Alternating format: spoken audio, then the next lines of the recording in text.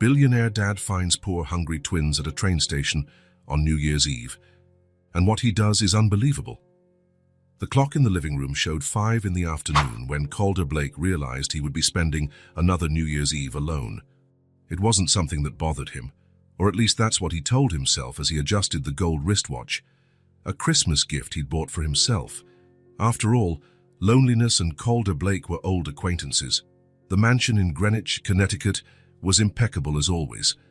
The marble floors reflected the soft light pouring in through the floor-to-ceiling windows. The minimalist decor, chosen by an award-winning interior designer, created an atmosphere that architecture magazines would love to photograph. Everything there cost a fortune, from the contemporary art pieces to the imported doorknobs. Nothing was missing in that house, except for life. Ivy would like these Belgian chocolates, he thought as he put a golden box away in the pantry. His 5-year-old daughter had a sweet tooth that he rarely indulged when she still lived there. Now, 6 months after the separation, he wondered if Amanda, his ex-wife, still maintained the same strict rules about sugar. Probably not. Her new husband, a chef from Boston, seemed much more relaxed about everything. Calder poured himself a 30-year-old whiskey, sipped it slowly, and watched the garden through the window. The grey sky promised snow for later. A typical December 31st in the American Northeast, cold, melancholic, and silent, exactly what his life had become. Video calls with Ivy had become less frequent in recent weeks. The girl was excited about her new school, new friends, and especially her stepfather, who made animal-shaped pancakes for breakfast. How could he compete with that? He could barely operate the toaster without burning the bread. His phone vibrated. A message from his personal assistant, reminding him of the invitation to a New Year's Eve party at a partner's house. Elegant, exclusive, full of important people, and absolutely the last thing he wanted to do that night. Calder replied with a simple, "I won't be able to attend," and turned off the device. He didn't need elaborate excuses. When you have billions in the bank, people accept a no without much questioning. The sound of his footsteps echoed through the empty rooms as he walked aimlessly through the house. He stopped in front of Ivy's room, untouched since she left. The toys organized on the shelves, the bed made with the unicorn blanket, the children's books lined up, everything preserved like a small museum of memories. He closed the door, unable to stay there for long. The walls of the mansion seemed to close in on him, suffocating him with the weight of the silence. He needed to get out. A walk, he decided. Just to clear my head. He put on his most discreet coat, still visibly expensive to any keen observer, slipped on boots suitable for the cold, and went out into the frigid afternoon air. The snow was beginning to fall in light flakes, dancing in the air before touching the ground. Calder was not a man for aimless walks. His entire life had been built on clear objectives, calculated strategies, and measurable returns. Even his daily exercise was timed and monitored by state-of-the-art devices, but today he just walked, with no direction, letting his feet take him far away from the empty mansion. The streets of the wealthy neighborhood were deserted. Everyone was preparing for elaborate parties or last-minute trips to exotic destinations. Through the illuminated windows, he glimpsed families gathered, children running, tables being set, fragments of lives that seemed to belong to a completely different universe than his. Without realizing it, Calder wandered away from the exclusive residential area and reached a busier part of the city. Shops still open, people hurrying with last-minute shopping bags, Christmas music that lingered from the speakers.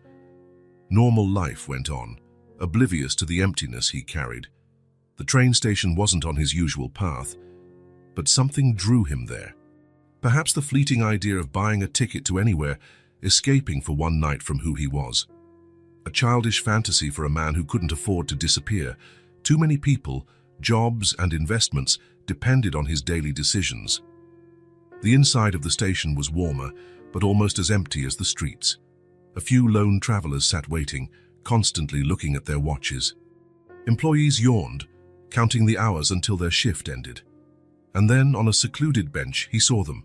2 little girls, identical, sitting side by side like forgotten dolls. Messy blonde hair, pale faces with freckles, coats too thin for the cold.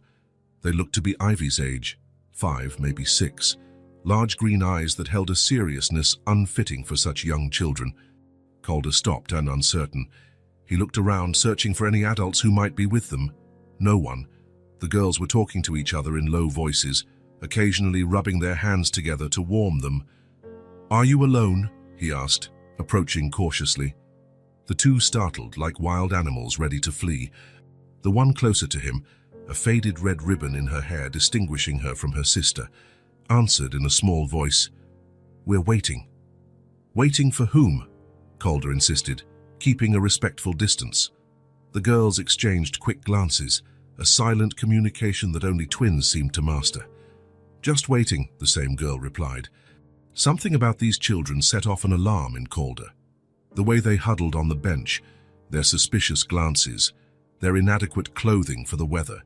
Years of negotiating with people trying to hide their true intentions had made him good at detecting lies. "How long have you been here?" Another exchange of glances. This time, the second girl answered, "Since yesterday." Calder felt a tightness in his chest. Children. Alone. On New Year's Eve, the temperature would continue to drop during the night. "Have you eaten today?" Both shook their heads no. "We haven't eaten in 2 days," confessed the one with the red ribbon, as if she had given up on keeping secrets. 2 days. Calder looked around again, searching for security cameras, station employees, anyone who might be observing the situation. The station was practically deserted on this holiday afternoon. "What are your names?" he asked, sitting on the bench across from them. "I'm Nellie," said the one with the ribbon. "She's Ruby." Ruby nodded shyly, studying Calder with wary eyes. "I'm Calder. Do you have somewhere to go?" The two looked at each other again. It was Ruby who answered this time, her voice even quieter than her sister's. "We're just going to stay here." The idea of two little girls spending New Year's Eve alone, hungry, in a train station stirred something inside Calder. An emotion he couldn't name, something he hadn't felt in a long time. Outrage, concern, responsibility. "Do you want to spend New Year's at a house?" The words came out before he could think. "At my house, I mean, there's food, heat. You can take a hot bath, eat and rest." Nellie squeezed her sister's hand, her eyes widening with a mix of hope and suspicion. "We don't know you," she said with a wisdom beyond her years. Calder nodded, respecting their caution. "I can call the police or social services if you prefer, but it's New Year's Eve, and it might take a while for someone to come. In the meantime, you'd still be hungry and cold." The girls whispered to each other for a few moments. Finally, Nellie looked at him. "Do you really have food at your house?" "Lots of food," he assured them. "We can make whatever you want." Another moment of silent deliberation between the sisters. Finally, Ruby gave a small affirmative nod, and Nellie announced, "We'll go. So but if anything is weird, we know how to run fast." The childish threat, so serious coming from those small lips, almost made Calder smile, but he kept his expression neutral, respecting the gravity of the situation for them. "Deal." The walk back home was silent. The girls walked side by side, keeping a safe distance from Calder.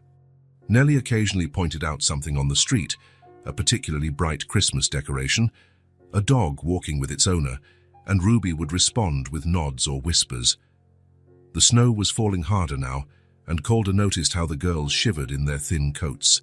When the mansion appeared in the distance, imposing in its isolation, the twins stopped for a moment. "You live there?" Nellie asked, surprise evident in her voice. "Yes." "It looks like a castle," Ruby commented, speaking directly to him for the first time, without being prompted.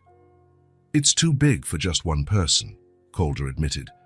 The house that had always seemed to him a symbol of success now, seen through the eyes of these children, looked absurdly disproportional, a monument to loneliness. They entered through the main door, and Calder watched the girls absorb the environment with wide eyes.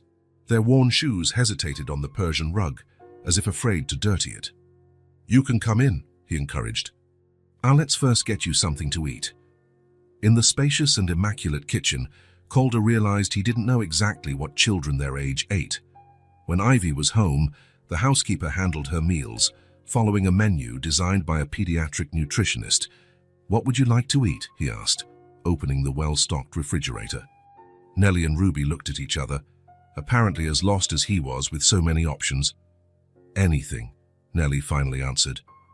Calder began to take items from the refrigerator and pantry: pasta, sauces, fruits, juices, bread, pies.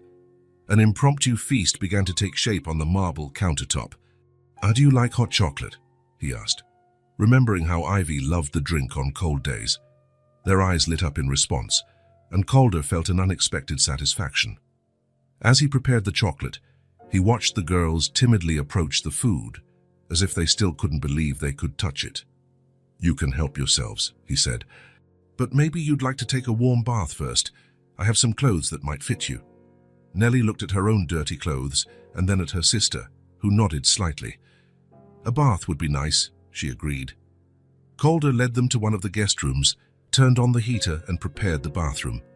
He found some of Ivy's old clothes that, although still a bit big for the twins, would be better than what they were wearing. "I'll leave you to it," he said, placing fluffy towels on the bed. "I'll be in the kitchen, finishing up dinner." Back in the kitchen, Calder found himself working with a purpose he hadn't felt in months. He set the dining room table, lit some candles, and put on soft music through the sound system. It wasn't an elaborate celebration, but it felt more welcoming than the solitary dinner he had planned. Half an hour later, the girls appeared at the kitchen entrance, transformed. Their blonde hair, now clean, shone like gold under the light. Ivy's clothes, soft t-shirts and sweatpants, enveloped their small bodies in comfort. Their faces, though still pale, had regained some color. "Have a seat," he invited, gesturing to the set table. "Dinner is ready." The twins settled in, looking with fascination at the plates before them. Calder served pasta, salads, bread, and finally the hot chocolate in large mugs. He watched with a strange satisfaction as they ate, first cautiously, then with evident pleasure. It was during dessert, generous slices of apple pie with ice cream, that Nellie looked at him with renewed curiosity.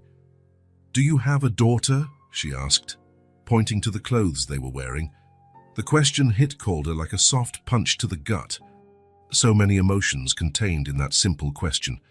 "I do," he replied after a moment, "but she lives with her mother, in another city." Nellie nodded, as if she perfectly understood the complexities of adult life. "Is she our age?" "Yes, 5 years old," Calder confirmed. "Her name is Ivy." "Ivy is a pretty name," commented Ruby, surprising him again by speaking spontaneously. "Thank you," Calder smiled. "Nellie and Ruby are pretty names too." A comfortable silence fell over the table as they finished dessert. Calder watched the girls, feeling something strange grow inside him, something warm and unsettling. There were people at his table, voices in his house. He no longer felt like a ghost wandering through empty rooms. Later, after settling the girls in the guest room, Calder stood in the dark hallway. The house was no longer empty. There were sounds of soft breathing coming from the room, small bodies warm under the blankets, glasses of water on the nightstands. It was the first night in a long time that Calder didn't feel invisible in his own home, and as the snow continued to fall outside, covering the world with its white blanket, something inside him, long dormant, slowly began to awaken. On the morning after New Year's Day, Calder woke up earlier than usual. For a moment he lay there, listening to the sounds of the house. Instead of the usual silence, he caught whispers and giggles coming from the hallway. It took him a few seconds to remember. The girls, the twins, Nellie, and Ruby. He got up, put on a robe, and opened his bedroom door. In the hallway, the two small figures froze when they saw him, as if they'd been caught doing something wrong. They were exploring the framed photographs on the wall. "Good morning," Calder said, trying to sound casual, as if waking up to find two children in his house was the most normal thing in the world. "Good morning," they replied in unison, their blonde hair still messy from sleep. "Did you sleep well?" he asked, realizing he didn't exactly know how to talk to children first thing in the morning. Nellie nodded, while Ruby just watched with her attentive eyes. They were still wearing Ivy's clothes from the night before, which now looked crumpled. "We should buy some clothes for you today," Calder said, more to himself than to them. In the kitchen, he realized another problem. He had nothing suitable for a child's breakfast. His pantry, though well stocked with gourmet products, didn't contain the colorful cereals or animal-shaped cookies he remembered seeing at his sister's house when visiting his nephews. "What do you usually eat in the morning?" he asked the girls, who had followed him to the kitchen. Nellie and Ruby exchanged a quick glance. "Anything," Nellie replied, "just like the night before." Calder searched the fridge and pantry. He managed to make toast with jam, some cut-up fruit, and chocolate milk. It wasn't an elaborate meal, but the girls ate with enthusiasm, as if it were a banquet. It was while serving the hot chocolate into 3 mugs, 2 small, colorful ones he found at the back of the cupboard, probably left by Ivy, I suppose, and his usual coffee mug, that the reality of the situation hit him. 3 mugs on the table, 3 people in the house, a small improvised family on a January morning. "What are we going to do today?" Nellie asked, swinging her legs on the chair that was too high for her. Calder looked at the clock. On a normal day, he'd be preparing for a video conference or reviewing contracts. But today didn't feel like a normal day. "I think we need to buy some things for you," he replied. "And then we can decide." After breakfast, Calder made a call. Not to social services or the police, as he knew he should, but to his personal assistant. He asked her to cancel all his appointments for the rest of the week and to arrange for a delivery of children's clothes, toysy and age-appropriate food. In her usual efficiency, she didn't question it, just noted the sizes he estimated and promised to have everything delivered that same afternoon. While they waited for the deliveries, Calder improvised. He found paper and pens in his office and set up a drawing station on the large dining table. The girls, hesitant at first, were soon completely absorbed, creating colorful worlds on the white paper. "Look, I drew our house," said Ruby, surprising Calder by speaking spontaneously. In the drawing, a large house with many windows sheltered 3 smiling stick figures. "This is you," she pointed to the tallest one. "And this is us." Calder felt something strange in his chest, a mix of tenderness and alarm. Our house, these girls, whom he had known for less than 24 hours, already included him in their concept of home. And even more surprisingly, he didn't want to correct that impression. The deliveries started arriving shortly after the impromptu lunch they prepared together. Simple sandwiches and orange juice. First, the clothes, dresses, pants, shirts, pajamas, shoes, all in duplicate and in the approximate sizes. Then the toys, dolls, building blocks, children's books, board games. Finally, the groceries, cereals, cookies, fruit, milk, juices, ingredients for simple meals. Calder had quickly looked up online. Easy recipes for kids. The twins watched everything with wide eyes, as if they couldn't believe the amount of stuff appearing before them. "Is this all for us?" Ruby asked, timidly touching a blue dress with little stars on it. "Yes," Calder confirmed. "You need clean clothes and things to play with while you're here." Nellie's expression suddenly turned serious. "How long are we staying?" The question hit Calder like a punch to the gut. He knew what he should do, what the law and common sense dictated. Call the authorities, explain the situation, return the girls to the system. But something inside him resisted that idea. "For now, you can stay as long as you need," he answered vaguely. Nellie's face lit up, and she smiled at her sister. Then, they both ran to explore the new toys.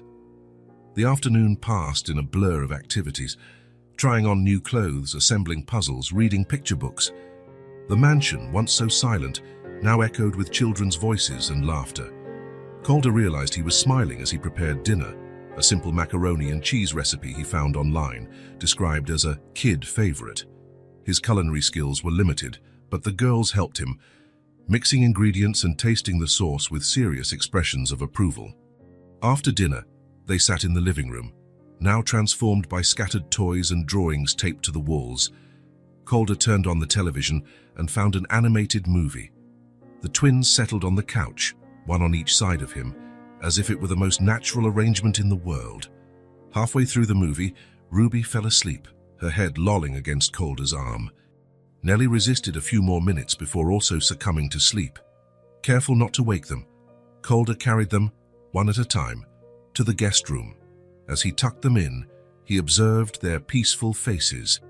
In just one day, these two children had completely transformed his house and his routine.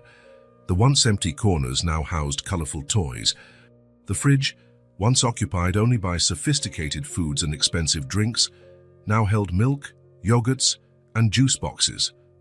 The white, impersonal walls were coming alive with children's drawings.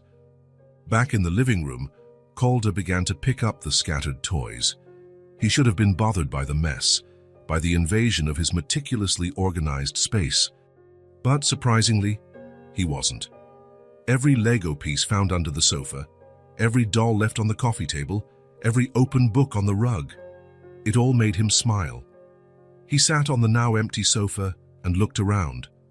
The house felt smaller, cozier, more alive, and he, who for so long had felt like a ghost wandering through empty rooms, now felt real, needed, present.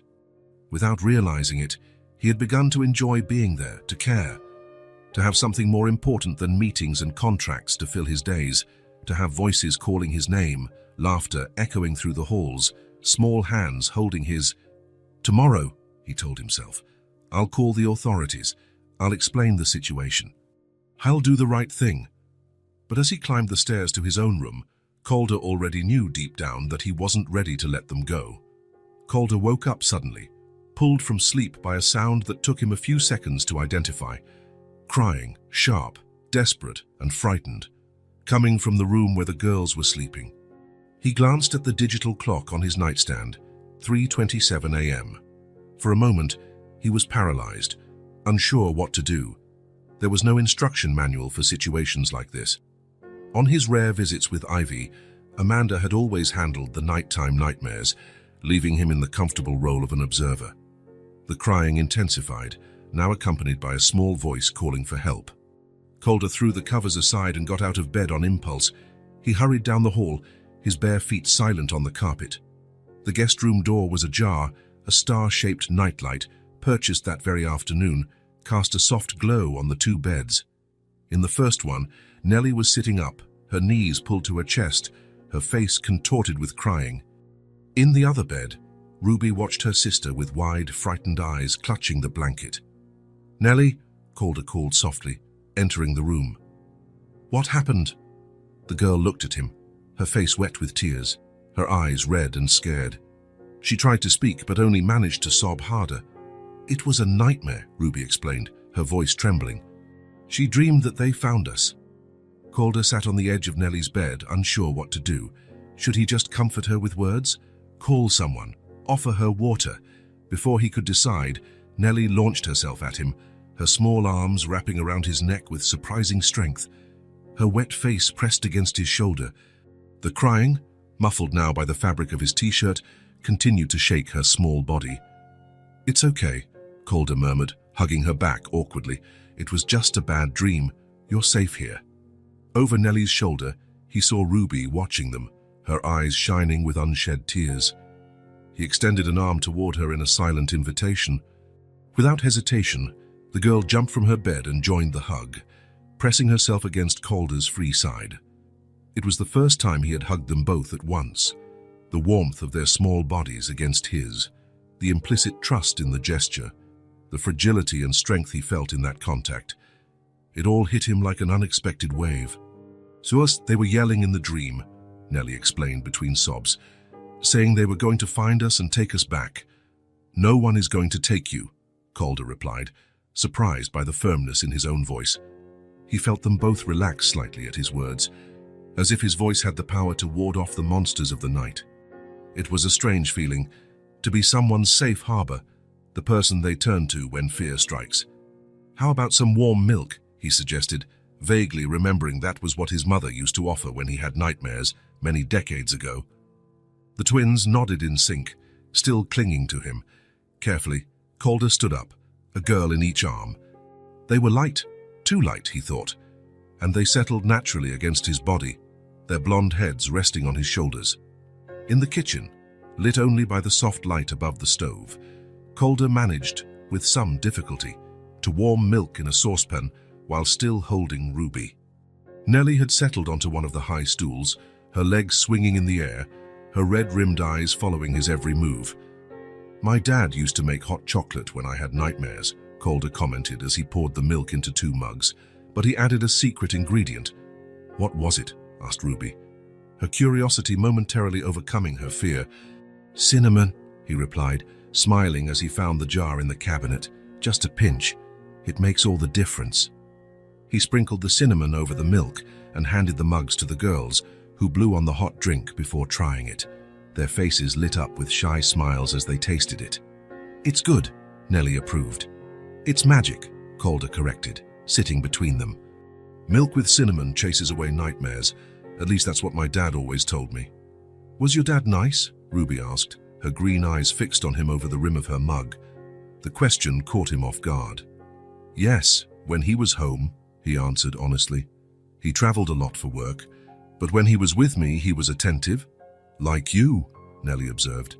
Something tightened in Calder's chest. Was that what he was being? Attentive. It seemed too simple a word to describe what he felt. This confusing mix of protection, responsibility, and affection that grew with every hour spent with the twins. They stayed in the kitchen until the mugs were empty, and the girls' eyes began to grow heavy again. Calder guided them back to their room, helping them settle into their beds. As he turned to leave, 2 voices called out in unison, "Stay here." He looked at their small faces, illuminated by the light of the star-shaped nightlight, and knew he couldn't deny their request. He pulled the armchair from the corner of the room to a spot between the 2 beds and sat down. "So I'll stay until you fall asleep," he promised. "Can you tell a story?" Ruby asked. Calder thought for a moment. He couldn't remember any suitable children's stories. His knowledge of literature leaned more toward Russian classics and biographies of successful CEOs. He decided to improvise. "Down once upon a time, there were 2 princesses," he began, seeing the girls' eyes light up. "They were twins and had hair as golden as the sun. They lived in a faraway kingdom where the trees were made of chocolate and the rivers of lemonade." The story continued, filled with fantastical details and unlikely adventures, until the girls' eyelids grew too heavy to stay open. Ruby's breathing was the first to become deep and regular, followed shortly by Nellie's. Even after they both fell asleep, Calder remained in the armchair, watching them.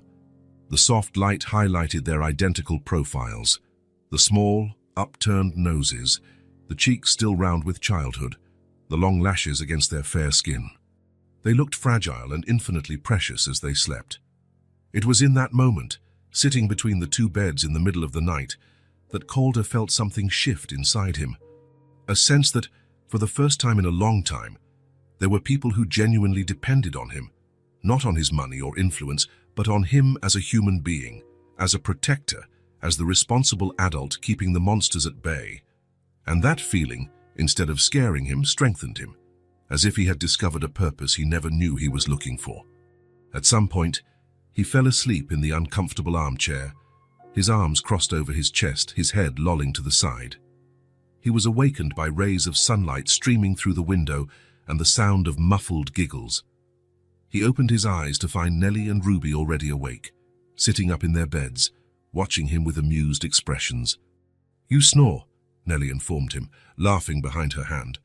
Calder straightened up in the armchair, feeling his back protest the poorly slept night. "I do not snore," he defended himself automatically, running a hand through his disheveled hair. "You do too," Ruby insisted, "like a little bear." He couldn't help but smile at the specific comparison. "So a little bear, huh? At least not a big one." The girls laughed, and the sound of their laughter, cleansed of the previous night's anguish, made something warm spread through Calder's chest. "Who wants pancakes for breakfast?" he offered, getting up and stretching his sore muscles. "I do," they both answered in chorus, jumping out of bed. In the sunlit kitchen, Calder prepared the pancake batter following a recipe he found online. The twins helped, adding ingredients and mixing the batter with intense concentration. There was flour scattered on the counter and splatters of milk on the floor, but he didn't care. The mess felt right somehow, a sign of life, of presence. With pancakes stacked on colorful plates and covered in maple syrup, they sat at the kitchen table. The morning sun streamed through the large windows, creating golden pools on the wooden floor. It was a perfect moment, Calder thought, the kind of scene that could be in a butter commercial or a Christmas card. It was then that Nellie, after exchanging a meaningful look with her sister, put her fork down and looked directly at him. "Are you going to call social services today?" she asked, her voice suddenly serious. The question caught Calder by surprise. He had considered it, of course. It was the proper procedure, the legal path. 2 children who were apparently abandoned or had run away needed to be reported to the authorities. "Why don't you tell me where you came from?" he suggested gently. That would help decide what to do. The twins exchanged another look, a silent conversation happening between them. It was Ruby who spoke first, her normally soft voice almost a whisper. "We lived with Mr. and Mrs. Landry. They're our foster parents, but they don't really want us." "Just the money the government gives them," Nellie completed, her eyes fixed on the table. Calder felt a pit in his stomach. "What do you mean?" "They get money to take care of us," Nellie explained, "but they spend it all on beer and cigarettes." "And they're never home," Ruby added. "It's only their older son, Tyler, but he drinks a lot too and gets angry." The picture the girls painted was disturbing. Calder kept his expression neutral, not wanting to scare them with his growing outrage. "At their house, did you have enough food?" he asked, trying to keep his voice calm. Nellie shook her head. "Sometimes, when the social worker was visiting. On other days, we ate whatever was left in the fridge, or nothing." "And at school?" Calder pressed. "Didn't you get meals there?" "We don't go to school," Ruby replied. "Mrs. Landry said we would start next year." 5 years old, not in school, with irregular meals and neglectful caregivers. Anger began to simmer inside Calder, but he kept it under control. He didn't want the girls to think he was angry with them.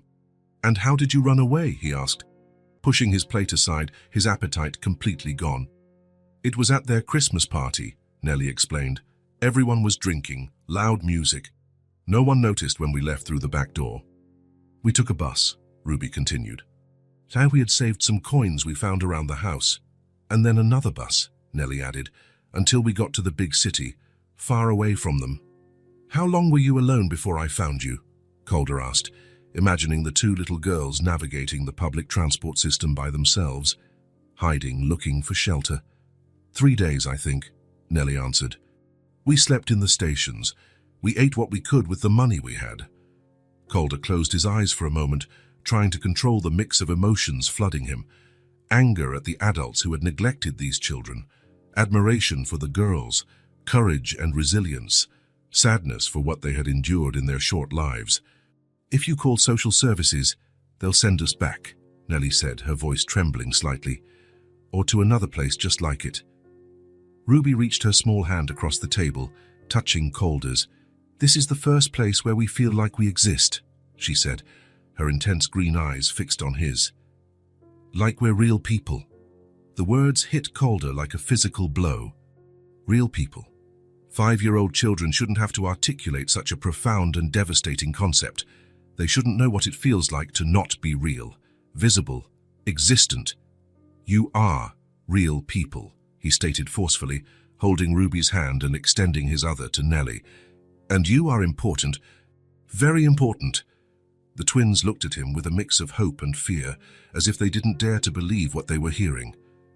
"Can we stay with you?" Nellie asked, her voice barely audible. "Please."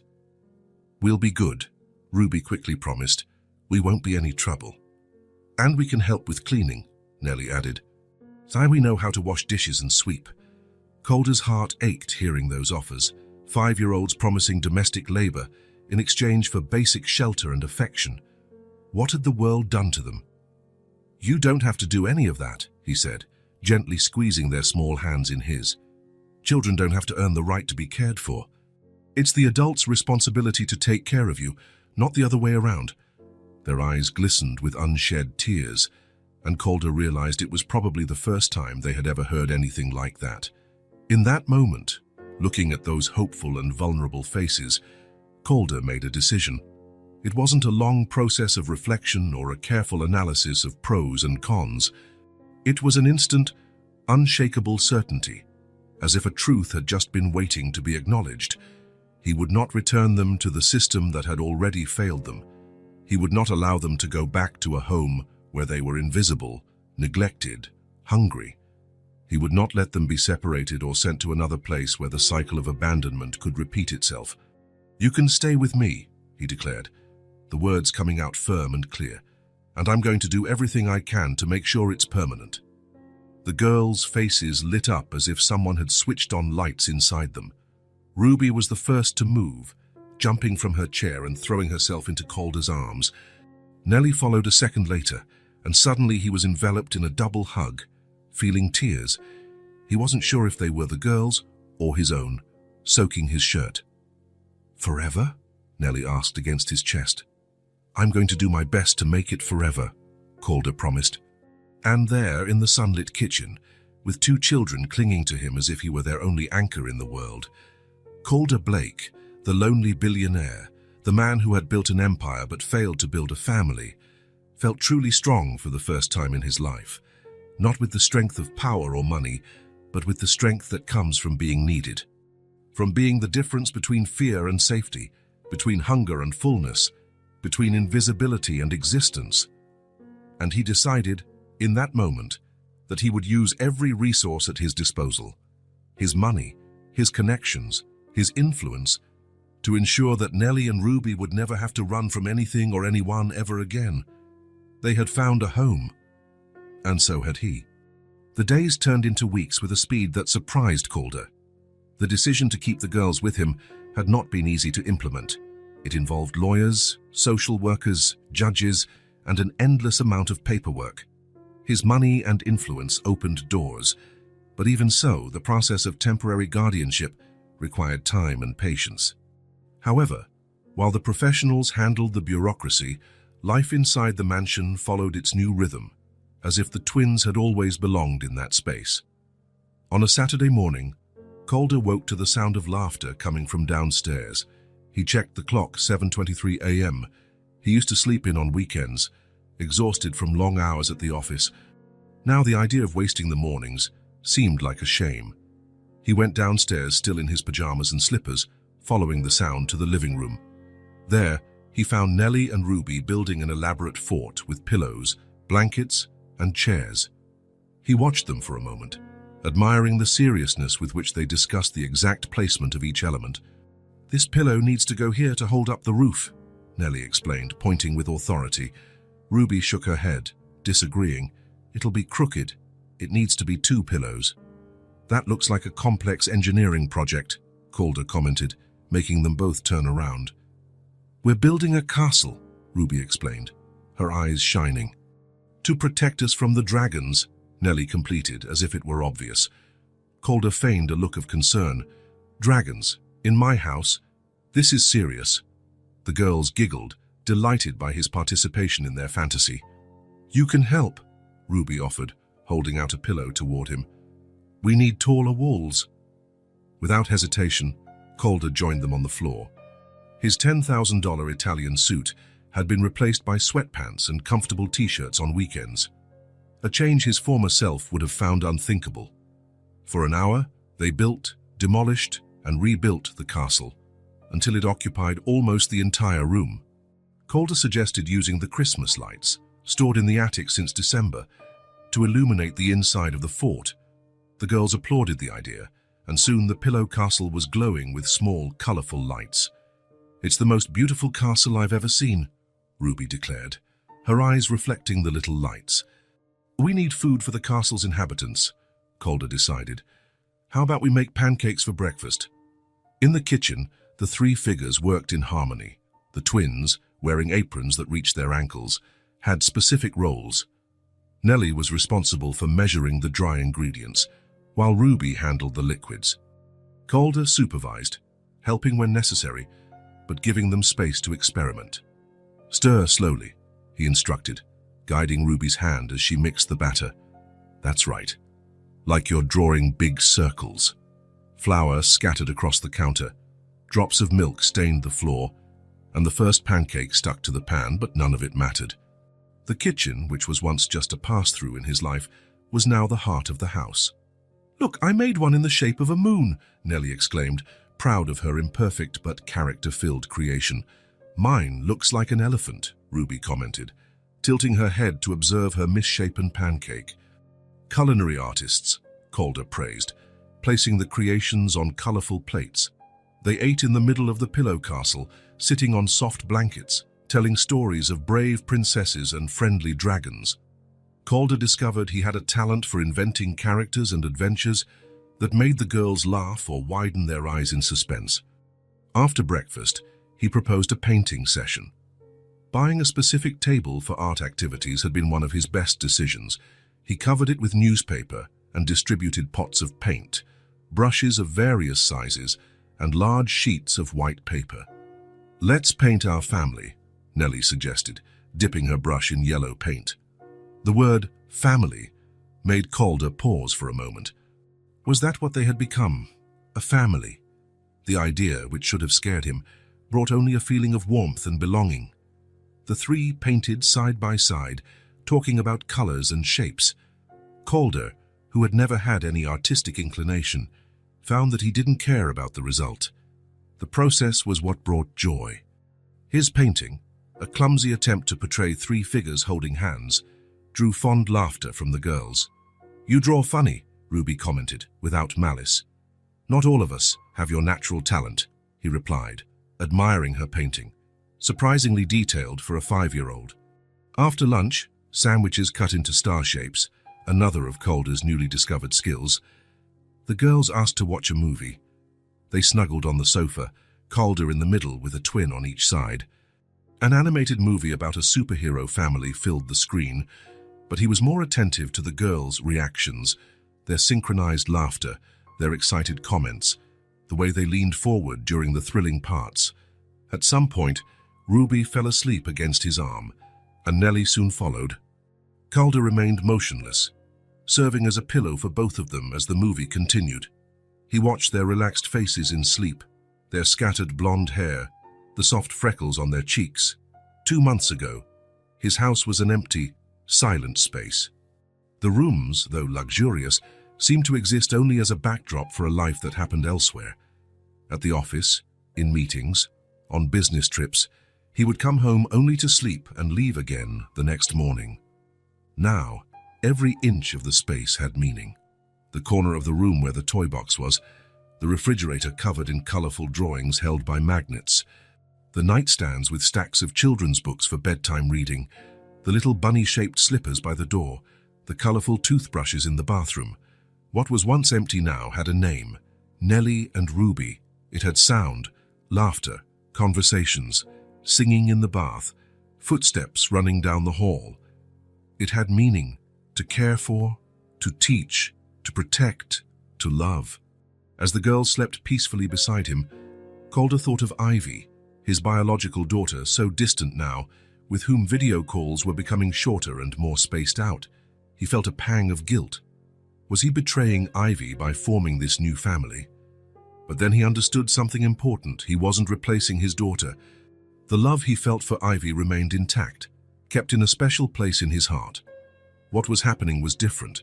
He was learning to expand his capacity to love, from an absent and distant father to someone present and involved.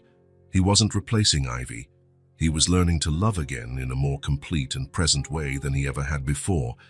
And maybe, he thought as he gently stroked the sleeping twins' hair when Ivy came to visit, he could show her this new father he was becoming, a father who built pillow castles, made moon-shaped pancakes, and painted clumsy figures holding hands. A father who had finally understood that true success isn't measured by bank accounts or business deals, but by moments like this, silent, simple, and absolutely precious. Spring had arrived, bringing color to the city's central park. After weeks of snow and cold, the sun finally offered its warmth, inviting people to leave their homes. For Calder, it was the perfect opportunity for an outing with the twins. "We're going to the park today," he announced at breakfast, as he served colorful cereal into the girls' bowls. Nellie and Ruby exchanged excited glances. For the past 2 months, their outings had been limited to indoor places, malls, children's museums, the movie theater. The idea of running in the open air, feeling the grass under their feet, was irresistible. "Can we feed the ducks?" asked Ruby, her green eyes shining with anticipation.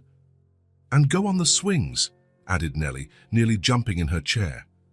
Calder smiled. "All of that and more. We can even have a picnic." The morning was spent in excited preparations. Calder, who once delegated even the simplest tasks to assistants, now found himself cutting sandwiches into perfect triangles and ensuring each water bottle had the right name written on it with a colored marker. The girls helped in their own way, Ruby carefully selecting toys, Nellie insisting on checking that everyone had sunscreen and hats. The Central Park was busy, but not crowded. Families were spread out on the lawn, children ran chasing soap bubbles, elderly couples walked hand in hand along the tree-lined paths. Calder parked, and before he could even completely turn off the engine, the twins were already unbuckling their seatbelts, eager to explore. "Remember to stay where I can see you," he recommended, unloading the basket and a bag of essentials, another novelty in his life, carrying a colorful bag full of wet wipes, decorated band-aids, and changes of clothes. The girls promised with quick nods and ran off toward the playground. Calder followed them, watching their blonde hair bounce in the spring sun. They were healthier now, their cheeks fuller, their skin with a glow that was missing when he found them. Nellie, always the leader, climbed the slide first, calling for her sister to follow. Ruby, more cautious, tested each step before climbing. Her fears, however, seemed to diminish with each new experience, replaced by a growing confidence that warmed Calder's heart. After an hour of play, the twins came back to him, cheeks flushed and breathing heavily. "We're hungry," Nellie announced, always direct. They found a perfect spot under a large, leafy tree. Calder spread out the checkered blanket and arranged the food. Ruby helped, placing folded napkins next to each plate, while Nellie distributed the water bottles. The meal passed with simple conversation and laughter. The twins told elaborate stories about magical castles, friendly dragons, and princesses who saved princes. Calder listened attentively, asking questions at the right moments, fueling their fantasies.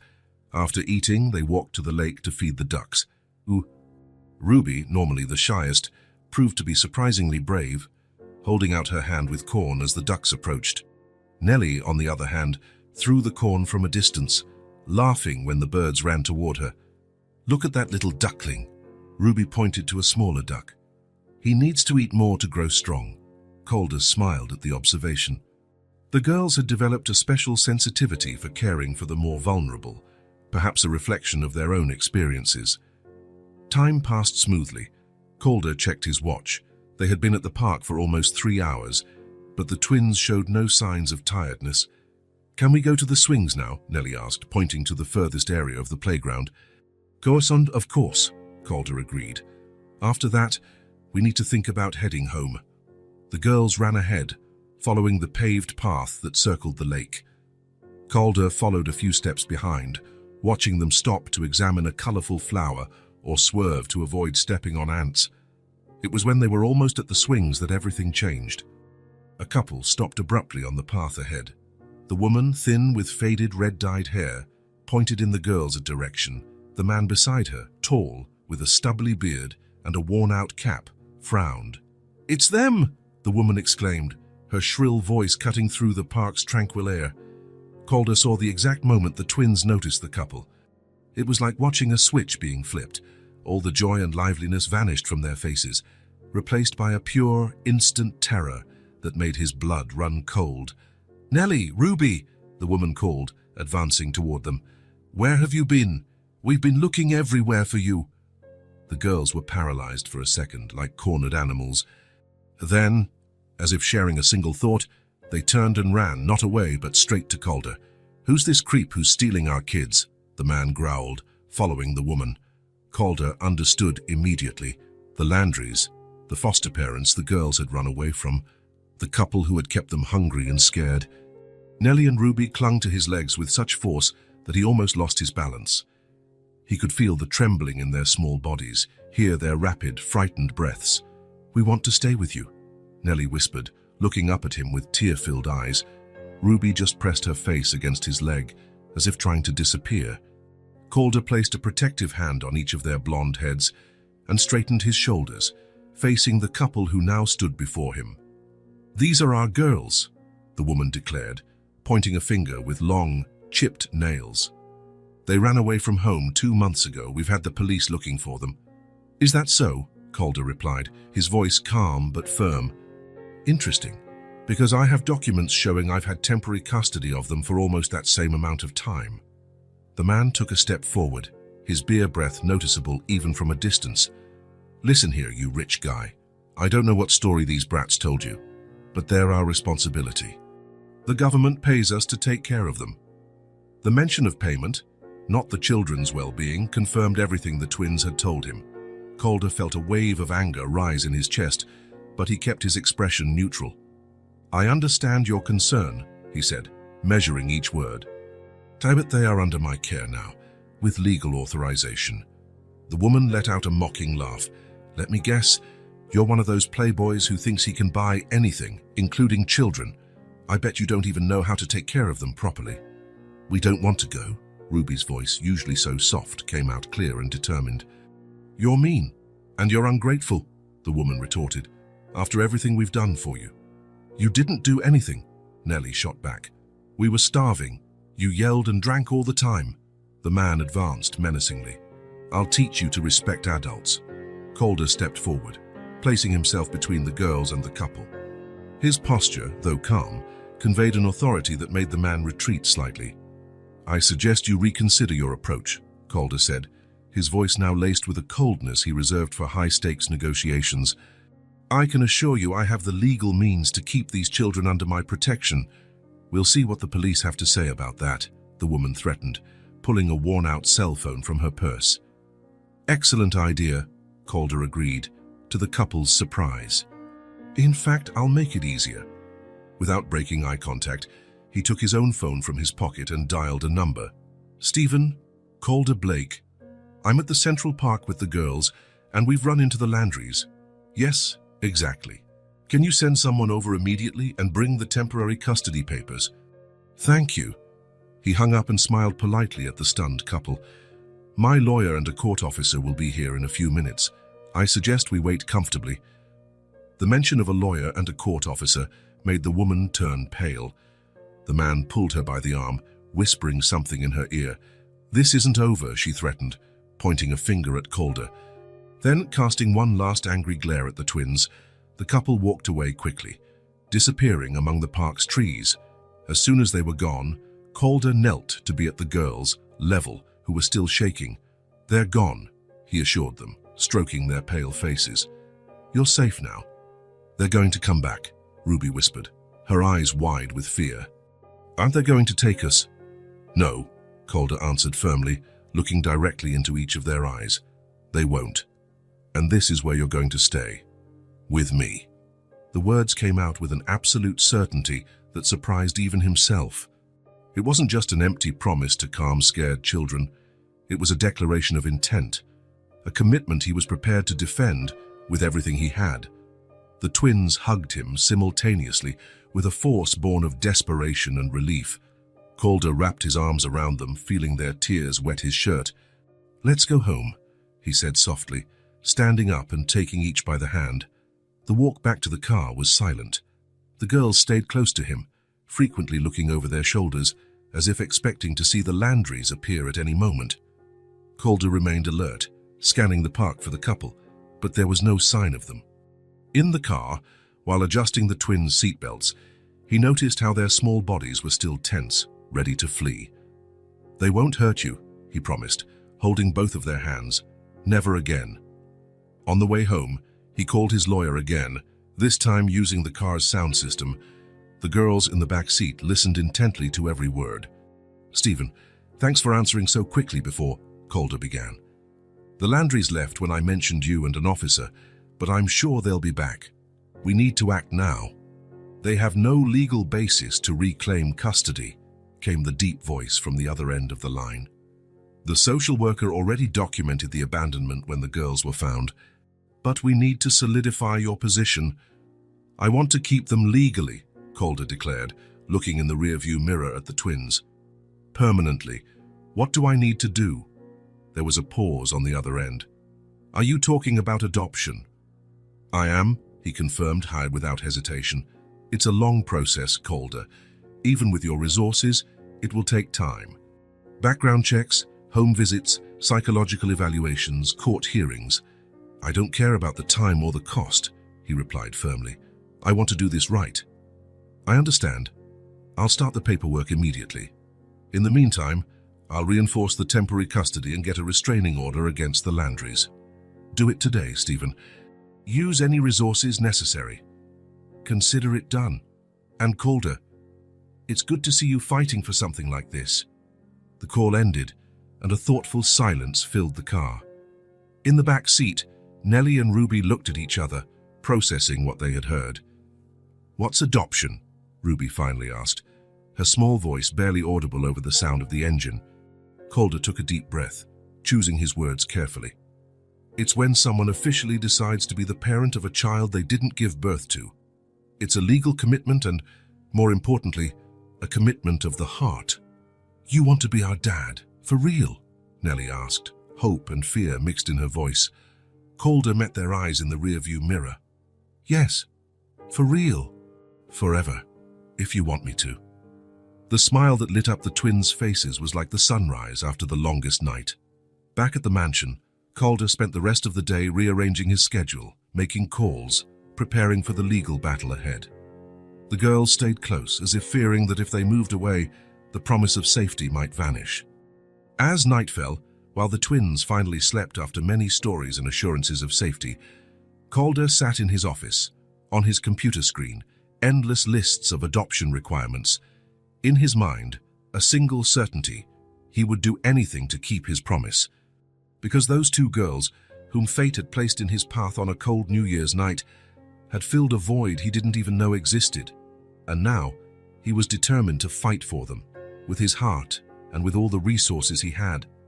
The road would be long and undoubtedly full of obstacles. But looking at the photograph that now adorned his desk, him and the smiling twins on a snowy day, Calder Blake knew that this was the most important fight of his life, and it was one he could not, would not lose. The day dawned grey and rainy, as if the sky shared the anxiety Calder felt. After 3 months of preparation, reports, psychological evaluations, and countless meetings with lawyers, the day of the hearing had finally arrived. Are we going to win? Nellie asked, as Calder adjusted the blue ribbon in her blonde hair. The twins were dressed identically, navy blue dresses, black patent leather shoes, ribbons in their hair. They looked like little students on their way to school, not children about to have their future decided by strangers. We'll do our best, Calder replied, trying to sound confident despite the knot in his stomach. The judge wants what's best for you. And that's staying with you, Ruby stated with a simplicity that made Calder's heart ache. The family court was less intimidating than the courtrooms shown in movies. No jury, no large audience, just a moderately sized room with the judge's bench, tables for the lawyers, and a few rows of benches for the interested parties and witnesses. Stephen D. Calder's lawyer was waiting at the entrance. His usually impassive face showed signs of tension, a reminder that, despite all the resources and preparation, nothing was guaranteed. The Landrys are already here, he informed in a low voice. With their own lawyer. Calder nodded, lightly squeezing the girls' hands. They had practiced what the hearing would be like, explained that they would see their former foster parents, but that they would be safe the entire time.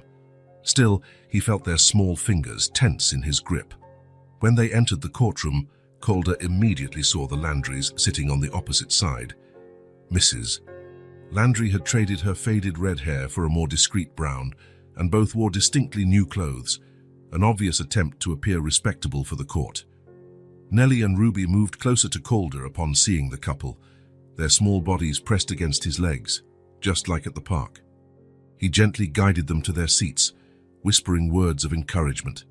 "All rise," the bailiff announced as the judge entered, a middle-aged man with a serious expression and attentive eyes. The hearing began with legal formalities. Judge Holloway explained the purpose of the session: to determine the permanent custody of the minors Nellie and Ruby Landry. Then, he invited the lawyers to present their opening statements. The Landry's lawyer went first, painting a picture of a hard-working couple who simply didn't have the resources to offer luxuries, but who loved and cared for the girls as best they could. He described the children's running away as a misunderstanding, and Calder as a rich man using his money to buy a family. Stephen countered with facts: medical reports showing signs of malnutrition when the girls were found, psychological evaluations indicating trauma consistent with neglect, and the abandonment itself. The girls had been missing for days without the Landrys even filing a police report. Then it was time for testimonies. Mrs.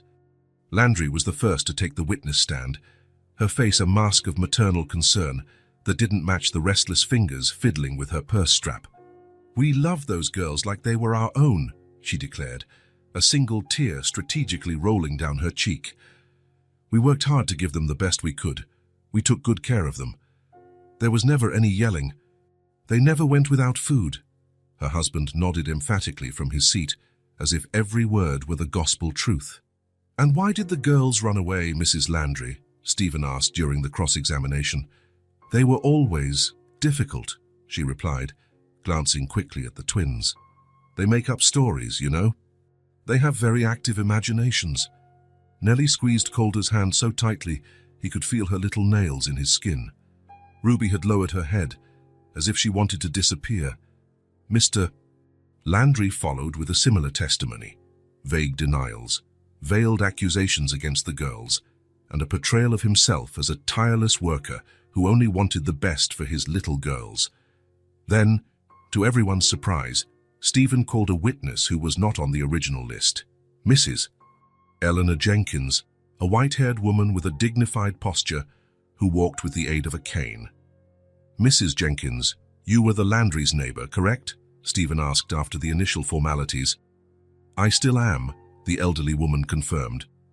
"I've lived in the house next door for 32 years. "And you knew Nellie and Ruby?" The woman smiled briefly in the girls' off direction. "Of course I did. Beautiful girls, too polite for their age, if you ask me." "Too polite?" "The way children get when they're in constant fear of adults," she clarified, her voice gaining firmness.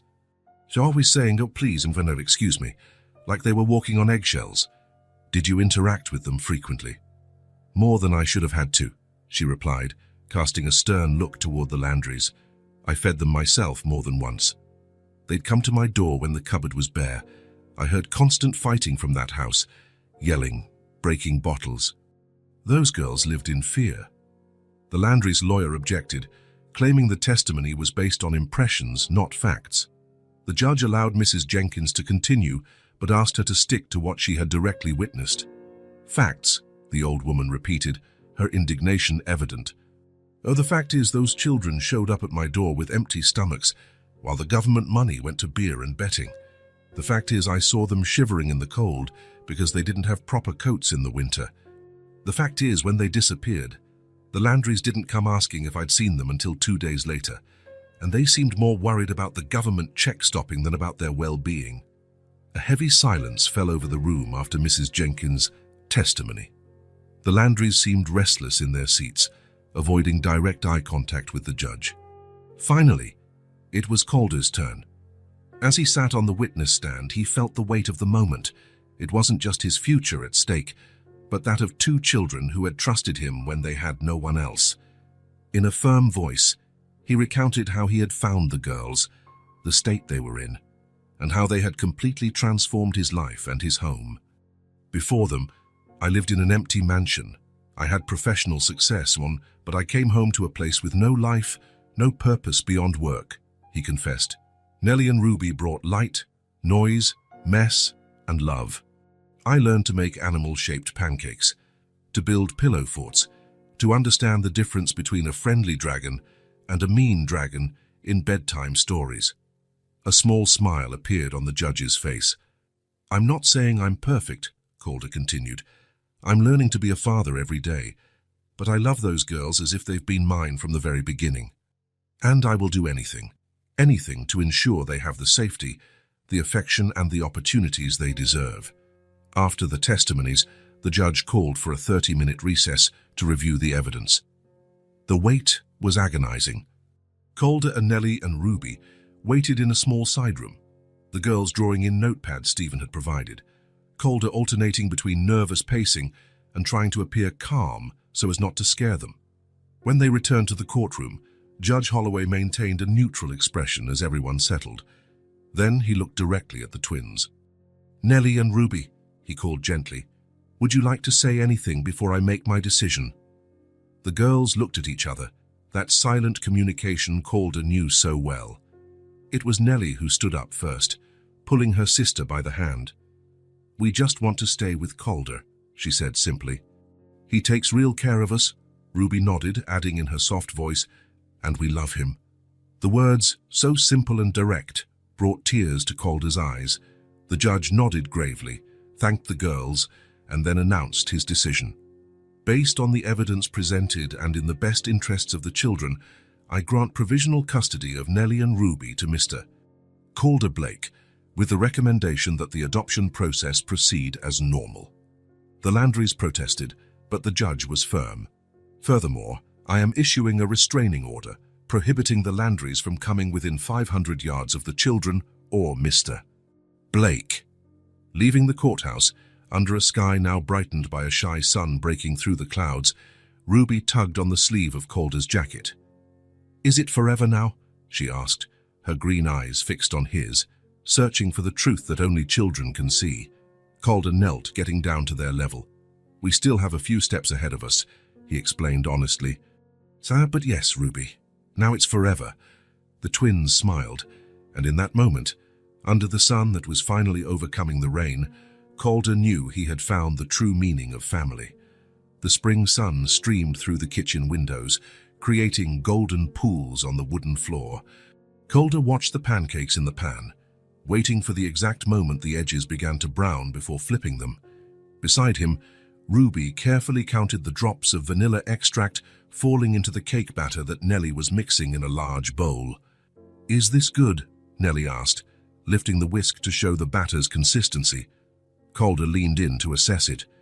"Perfect. Now we can put it in the pan." It was an ordinary Sunday, the first Sunday after the official adoption, finalized on Friday with the signing of the last documents. 8 months after finding 2 hungry little girls in a train station, Calder Blake was officially a father. There was nothing extraordinary about that morning, no elaborate celebration, no special event planned. Just a quiet breakfast, the preparation of a simple chocolate cake, and vague plans for the rest of the day. And that was exactly what made it all so special. "Can I lick the spoon?" Ruby asked, already reaching for the batter-covered utensil. "Share with your sister," Calder reminded her, transferring the pancakes to a plate. The girls sat at the kitchen table, each with half of the batter spoon, their faces showing identical expressions of satisfaction. Calder served the pancakes, cut up fresh fruit to go with them, and joined them with his cup of coffee. "What are we going to do today?" Nellie asked between bites. "Nothing special," Calder replied. "Maybe play that new game we bought. And we need to do some laundry." "Can we hang it on the line outside?" Ruby suggested. Mrs. Mitchell said clothes dried in the sun smell like clouds. Calder smiled, remembering the girls' kind teacher, who had become a constant presence in their conversations since they started school 3 months ago. "Of course, we can. I think it's a perfect day for the smell of clouds." After breakfast, while the cake baked in the oven, filling the house with the scent of chocolate, the 3 of them sat in the living room. The board game, a simplified version of Monopoly, suitable for the twins' age, was spread out on the rug. The rules were explained, the game pieces chosen, and the friendly competition began. "I bought the ice cream shop," Nellie celebrated, placing a small plastic house on her new property. "And I got the amusement park," Ruby replied, equally proud of her acquisition. Calder, who was playing more to lose than to win, couldn't help but smile at the girls' enthusiasm. Their laughter when he landed in jail or had to pay taxes filled the room, mixing with the clatter of dice and the sliding of colorful cards. The kitchen timer went off, announcing that the cake was ready. The three figures went together to take it out of the oven, a small procession that had become a ritual on baking days. "It's perfect," Nellie declared, observing the golden brown chocolate cake, exhaling fragrant steam. "We need to wait for it to cool before we frost it," Calder reminded them, placing the cake on a wire rack. While they waited, it was time for the next task, laundry. The laundry room, once an almost decorative space in Calder's mansion, was now used daily. Nellie and Ruby helped sort the clothes by color, a skill they took very seriously. "This is light pink. Does it go with the lights or the colors?" Ruby asked, holding up a t-shirt. "It depends on how pink it is," Calder replied, pretending to analyze the question deeply. "Fudge, what do you think?" After serious deliberation, the t-shirt was classified as colored and placed in the appropriate pile. The washing machine was loaded, the detergent measured, and the cycle started. With the sun now high in the sky, it was the perfect time to hang the already washed clothes on the line in the garden. Calder had installed the clothesline just 2 weeks ago, after multiple requests from the twins. Until then, the automatic dryer had been sufficient, but the girls were determined to experience the so-called smell of clouds. In the garden, Calder handed each of them a small basket with damp clothes and colorful clothespins. He taught them to shake the items out before hanging them, to use 2 pins for each item, and to leave space between the clothes for the wind to circulate. The girls' tongues peeked out in concentration as they performed the task with absolute seriousness. Their movements were clumsy, and some pieces had to be readjusted by Calder, but the pride on their faces when they finished was priceless. "Did we do it right?" Ruby asked, looking at the collection of clothes swaying gently in the breeze. "Perfectly right," Calder confirmed, affectionately tousling their blonde hair. Back in the kitchen, the cake was cool enough to be frosted. The chocolate frosting was prepared and generously applied, with the girls insisting on adding colorful sprinkles on top, more than would be considered elegant, but exactly the right amount of joy. Lunch was simple, sandwiches made together, fresh orange juice, and, of course, generous slices of chocolate cake for dessert. Sitting at the kitchen table, they talked about everything and nothing, the classes for the coming week, the book they were reading together before bed, plans for the approaching summer vacation. After lunch, in the quiet that follows a satisfying meal, Calder watched the girls draw at the living room table. The afternoon sun streamed through the large windows, illuminating their blonde hair. All around, the house that was once just an empty shell now overflowed with life.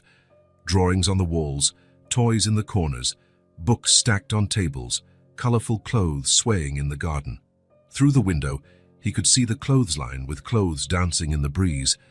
In the kitchen, the scent of chocolate cake still lingered. In the living room, the board game waited, ready to be resumed. And there, before him, 2 little girls who called him Dad were drawing, quietly humming a song learned at school. It was an ordinary Sunday, a Sunday like any other, and yet extraordinary in its simplicity, in its completeness. This is it, Calder thought, feeling a deep sense of peace settle in his chest. This is home. Calder had been staring at the phone in his hand for almost 10 minutes. The numbers were already dialed, the contact for Amanda, his ex-wife, but his finger hesitated over the call button. Video calls with Ivy had become increasingly rare in recent months, replaced by brief, distant conversations. Guilt weighed on his shoulders, absorbed in the new dynamic with the twins. He had allowed the relationship with his biological daughter to fade even more. Nellie and Ruby knew about Ivy, of course. They had seen pictures, heard stories, even asked when they would meet her. Their curiosity about Calder's other daughter grew every day. "You have to call Dad," Nellie had said the night before, with the surprising wisdom of her 5 years. "Otherwise, how will we ever meet our sister?" That word, sister, had been the catalyst. With a deep sigh, Calder finally pressed the call button. "Calder." Amanda's voice sounded surprised on the other end of the line. "Is there a problem?" "No, no problem," he hurried to reply. "Actually, I was wondering if Ivy could spend a weekend here with me. It's been a while since we've seen each other in person." There was a moment of silence, and Calder could almost feel Amanda's hesitation. "I heard you. Adopted children," she finally said. Yes, he confirmed. 2 girls, twins, Nellie and Ruby.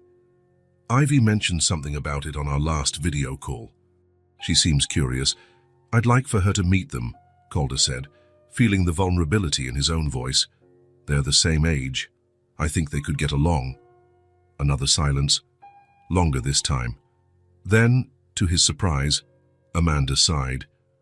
I think it would be good for her. Ivy asks about you more than she lets on. And I'm happy you found something that seems to be doing you good, Calder. They arranged the details. Amanda would bring Ivy the following weekend. Calder hung up the phone feeling a mix of relief and anxiety. When he turned around, he was met by 2 pairs of green eyes watching him intently from the office doorway. Is she coming? Ruby asked, almost whispering. Yes, he confirmed with a smile. Ivy is coming to visit us next weekend. The following days were filled with preparations. The twins insisted on making everything perfect for Ivy's arrival. They cleaned their toys, organized the guest room where she would sleep, and even made welcome drawings to hang on the door. What if she doesn't like us? Ruby asked the night before the visit as Calder tucked her in. She's going to love you, he assured her, though he felt the same apprehension. Just give her some time, okay? Ivy can be a little shy at first. On Saturday morning, the mansion was a mix of excitement and nervousness. The twins had chosen their favorite outfits, matching dresses, one blue and one green, but in the same style. Calder checked for the 10th time that everything was in order. Ivy's room prepared, the fridge stocked with her favorite snacks, the games she liked set out in the living room. When the doorbell rang at 10 a.m. sharp, everyone froze for a moment. They're here, Calder announced, trying to keep his voice steady. Let's go. Nellie and Ruby positioned themselves strategically behind him, holding onto his legs as he opened the door. Amanda was there, as elegant and composed as ever, with a hand on Ivy's shoulder. The girl had grown since Calder had last seen her in person, almost 6 months ago.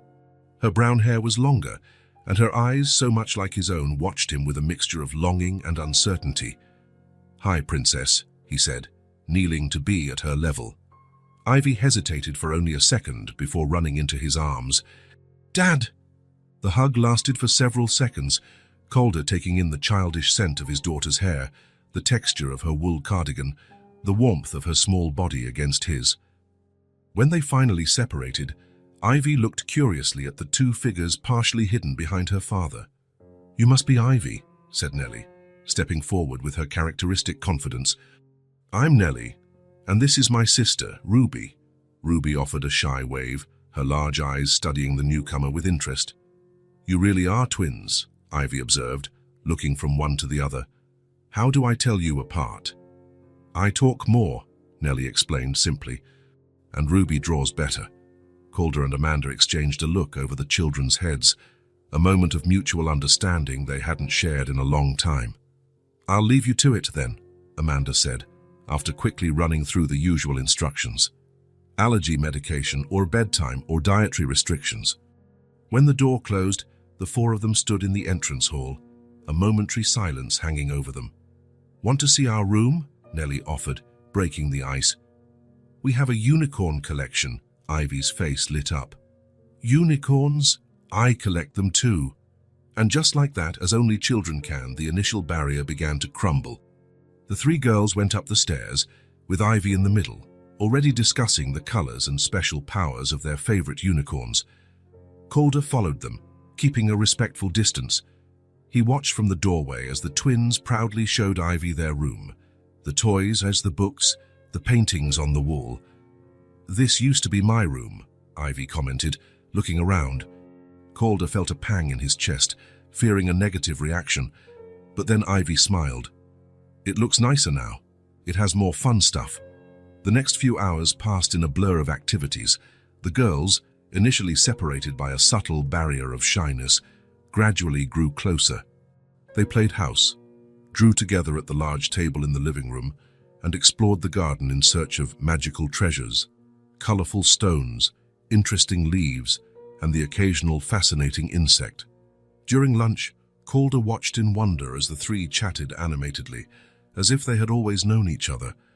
Ivy told them about her school in Boston, about the dog her stepfather had adopted, and about the ballet classes she took. "You know how to dance ballet?" Ruby asked, her eyes wide with admiration. "A little," Ivy replied, suddenly shy. "I can show you later." In the afternoon, the girls decided to make friendship bracelets.